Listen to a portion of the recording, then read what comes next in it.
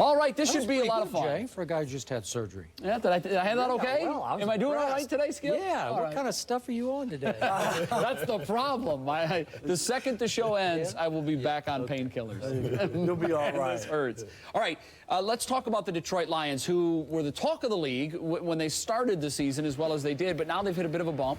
They've lost 2 in a row, and now they get that juggernaut, Tim Tebow and the Denver Broncos, Sunday at Mile High.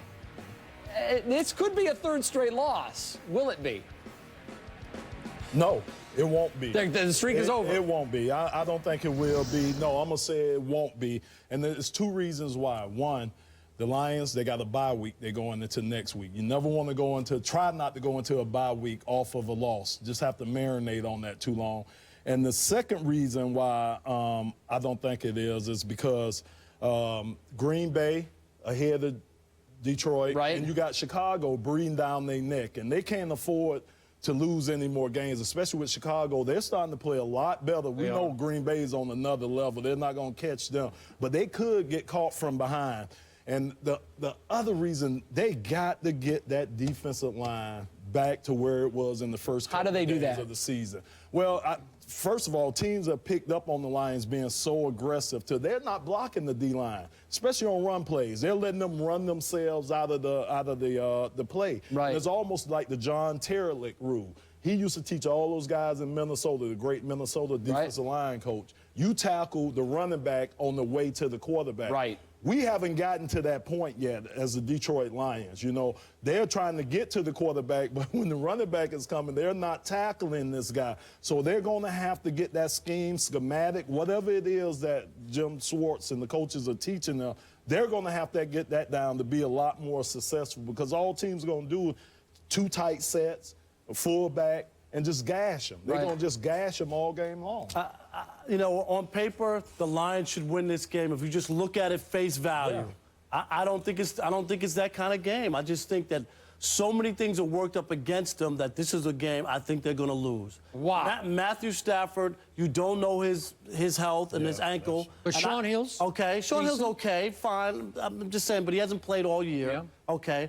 No running game. They got all kinds of issues about running the football. That's the problem. Which is another problem.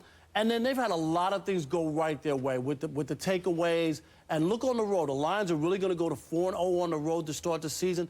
When you consider they've given up 20 points in the first half in each of their road games, and they're 3-0. Yeah. So everything has worked out, and they've been able to have these miracle second halves. And people, you know, you sweep everything under the rug when you win, and you don't look at how poorly you've actually played on the road leading up to it. Denver has their own miracle worker in the 4th quarter. And that's it. So I'm just saying, Skip, on paper, the Lions should win this game. I don't think they're going to win. I think they're going to lose. I am shocked by that prediction, because just a week ago you sat here and you said Tim Tebow cannot play in this league. Now you're picking Tebow to beat the Detroit Lions. I'm picking the Denver Broncos. It's what you said earlier. It's the lesser of 2 evils. You put them between a rock and a hard place. Yeah, okay. Detroit or But Tebow. you know what? Last week I was called a hater by Dana when I picked San Francisco.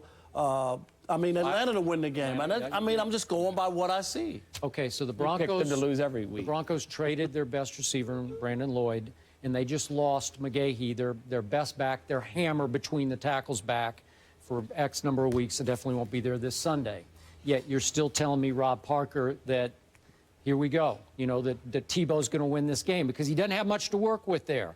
He didn't have much to work with in the receiver department to start with. And now, how does he do this? How does he do it against that Detroit front? He's down to Noshawn and Lance Ball. Yeah. Okay. I mean, both sides have their issues, for sure. Okay. But you still like him. So you have to say that Tebow's going to have a good game. Well, he's going to have to play better than he did last week. Okay. So yeah. All right. I don't know. I'm telling you, it's one of those games. It's a feel game. It's not a paper.